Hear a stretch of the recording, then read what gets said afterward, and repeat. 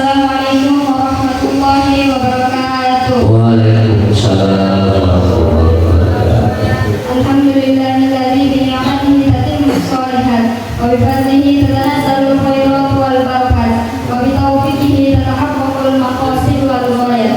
Fatalabani ana bil ilmi wal amal hadana subul salam wa afhamana bi syari'atin nabiyil karim wa ala alihi wa sahbihi ajma'in, amma ba'du.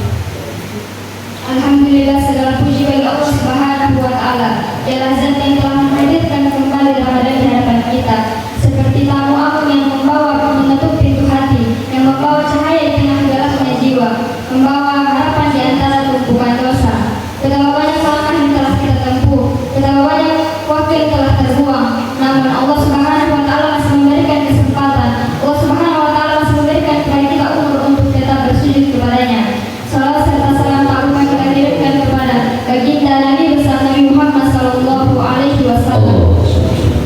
Dialah Nabi yang misalnya tidak pernah garing dari istighfar, yang hatinya selalu hidup dengan taubat, dan selalu mengajarkan kepada kita bahwa sebaik-baik manusia bukan yang tidak pernah melakukan kesalahan, melainkan ketika ia berbuat dosa, ia segera kembali bertaubat kepada Allah Subhanahu wa Ta'ala. Hadirin rahimakumullah. Pada hari ini kita telah memasuki di mana Ramadan pada hari ke-12. Para ulama saling membagi Ramadan ke dalam 3 fase. 10 hari pertama adalah rahmat, 10 hari kedua adalah ampunan, dan 10 hari terakhir adalah pembebasan dari api neraka. Maka saat ini kita telah memasuki fase di mana kita meraih maghfirah dan ampunan dari Allah Subhanahu wa Ta'ala.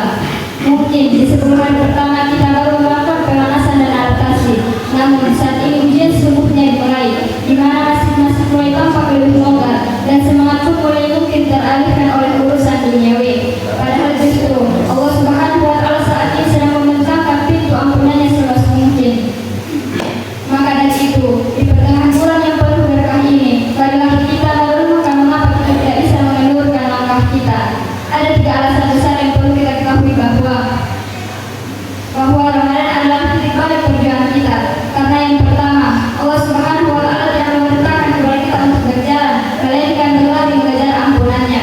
Sebagaimana Allah Subhanahu wa Ta'ala berfirman dalam Quran surah Al-Imran ayat 33. A'udzubillahi minasyaitonir rajim. Bismillahirrahmanirrahim.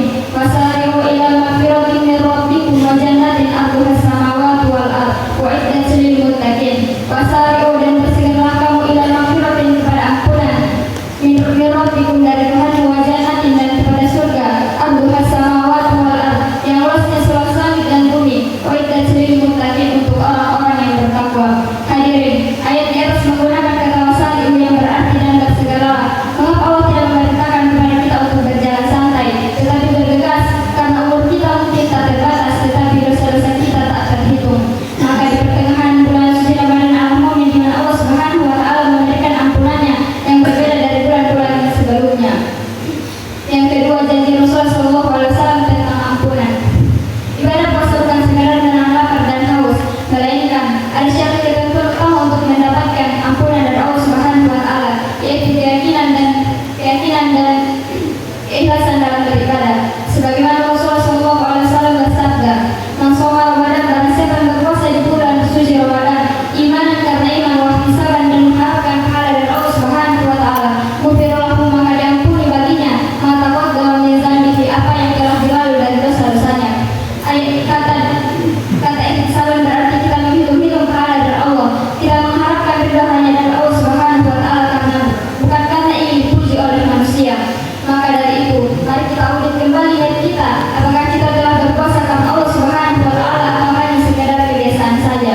Yang ketiga, mengapa